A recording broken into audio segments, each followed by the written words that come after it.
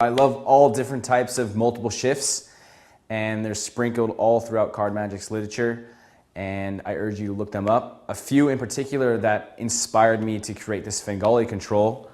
One is the Larry Jennings multiple shift, or the LJ angle palm steel. You can find it in Jennings 67 by Richard Kaufman. Check it out, he's a genius.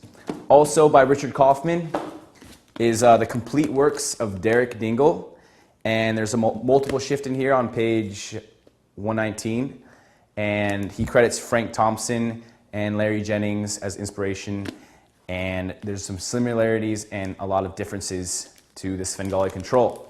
So check out those references so you can get a better understanding of the history, credits, and inspiration for the Svengali control. Thanks. The first step in learning this Svengali control is to dribble the cards off the thumb into the left hand, or vice versa if it's a different hand. What you do is you hold the pack in overhand grip, first finger on top.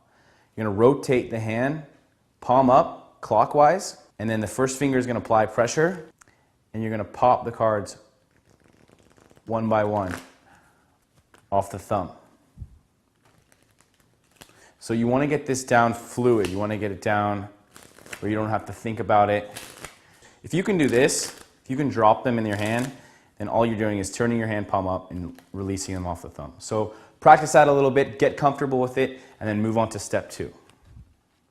Once everyone's comfortable springing the cards off the thumb into the left hand, you're going to move to the next step, which is to angle jog the card out of the pack. And you're going to get into this position. The way you do this is take the card, place it into the middle of the pack. You're going to push the card into the deck. The first finger goes on the bottom of the pack, the nail riding on the bottom. You're going to push the card, push it in, and you just push to the right. There's one corner here. The pinky is holding the bottom right-hand edge. You're going to pull the card through the pack. This is also very similar to the diagonal palm shift, which you can find in Erdnase. And then you're going to take the third finger and you're going to push this side. So now you're going to have it in this position, the card. Now you'll straddle grip the card between the pinky and the first finger. And in this position, all that needs to be done, once you take the card and push it through the pack and have it in this position, all you need to do is turn the right hand clockwise and up and spring off the hand, off the thumb. So now all you do is this Svengali dribble. You push the card through the pack, angling, straddle grip with the first finger and pinky, turn palm up, and dribble off the thumb. So when you combine all the actions, it should just look like you push the card in, somewhere lost into the deck, and you control it to the bottom. Now you can do that with 4 cards, 5 cards. It's really good for a multiple selection routine. You place everyone's card in different spots, you push them into the pack, everyone's card's lost into the pack, your hands are out here.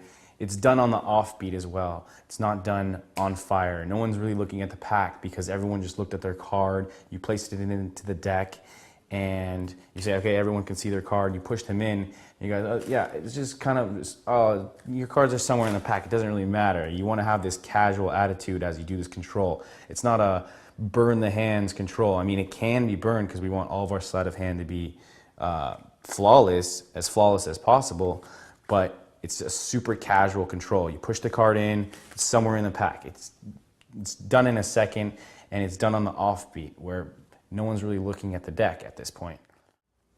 Here's a really cool application for the Svengali dribble portion of this control. If you dribble off the thumb and you tilt back the pack a little bit further, the cards will actually unweave, jet forward and backward. And if you square at the same time push to the right, the cards can be unshuffled, so to speak. This is the concept of the false shuffle. Let me go through that again. Off the right thumb, the cards will jet out, and if you angle jog the top cards, if you angle them to the bottom cards, you'll get this, and you can actually push them through the pack. And then when your spectators are watching, you can shuffle the deck, creating the illusion that you shuffled the pack, but you shuffled the same cards into the exact same position that they originated. So once again, you just tilt back a little further on the Svengali spring dribble, push them through the pack, and you can shuffle the pack. Now, a very old trick called Remember and Forget by Hofzinser. You have a spectator take out two cards, remember both of them. So the 9 of diamonds and the 7 of spades. You tell them to forget one and remember one after you tell them to remember both. So remember both cards, and now you tell the spectator, forget one and remember the other. You can place them into the deck, do the Svengali control. They're lost in the deck. Now you tell the spectator that you'll cut to the card that he's remembering. You pull down two cards with the left hand, little pinky, and you catch a break. So again, you can either buckle by pushing down with the first finger to get a 2-card break on the bottom with the little pinky, or you can just pull down, Marlowe pull down style, pull down. Now what you're going to do is the molecule cut. You break the deck into 3 packets, but the third packet is just those bottom 2 cards. So you control them to the top of the deck. But before you do that, just do an all-around square up. So let's backtrack just to make sure everyone's with us. 9 of diamonds, 7 of spades. Remember both cards. Now I want you to forget one of them and remember one of them. It's your choice. Place them into the deck. Do the Svengali control. Square up. Glimpse the bottom card as you do an all-around square up. So the 7 of spades. Now you're getting the break, either the Marlowe pull down or the buckle. I prefer the Marlowe pull down. Now you're going to do the molecule cut, bringing just those top 2 cards to the top. The bottom 2 cards to the top. So you do the molecule, the third packet is just those 2 cards.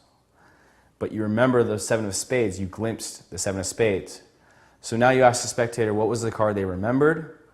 You can get a break under the 2 cards, depending on what he says. If he says 7 of spades, then you get the break, and you do your favorite double lift. And so you successfully cut to the spectator's card, and you do a double lift, showing, oh, you remember the 7 of spades. Now you ask the spectator, what was the card you forgot? Which is an interesting question, because how could he remember the card he forgot? But if you remember in the beginning of the trick, you asked him to remember both cards. So he will remember the card he forgot, which is the 9 of diamonds. So you have a nice change. If, for instance, he remembered the 9 of diamonds, you know that the 7 of spades is in the second position because that's the card you glimpsed. So you would take the 9 of diamonds, and now all you have to do is switch this 9 of diamonds for the 7 of spades, which is the now card that they forgot. You can do a top change, you can do this, which is taught and then some.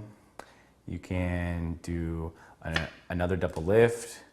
There's many ways to change it. You can do a Marlowe change where you set this on top of the pack and switch it. A bunch of different changes scattered throughout the literature and DVDs. So check it out, make the routine yours, and that is Remember and Forget. That's just the basic overview. But usually you would have 3 spectators each take 2 cards. And just follow the same procedure. Svengali control and the break, above 2, do the molecule, bring them to the top, da da da da, and then you do the same thing. Get a break between above the bottom 2 cards, molecule them to the top. And that's why the molecule cut is really interesting for this trick, because in older versions of the trick you'd have to do double undercuts to get rid of some of the cards, or slip cuts or swing cuts. But with the molecule, you're just getting a break above those 2 and you're bringing them to the top. And it really looks like you're just cutting the deck. So think about that and how you can utilize the molecule cut and the Svengali control in different tricks and different applications, and come up with your own variations and ideas.